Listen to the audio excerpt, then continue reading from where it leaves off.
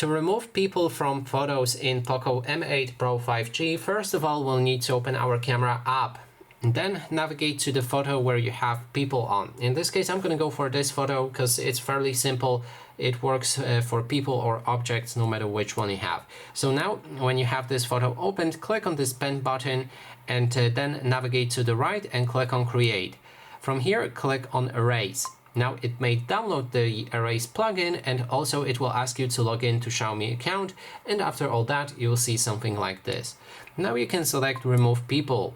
If you've selected that, you'll be able to draw on a person on the photo that you want to remove. So you can just start drawing when there's people detected, and then let go and click on Start. That way you'll be able to remove those people from the photos.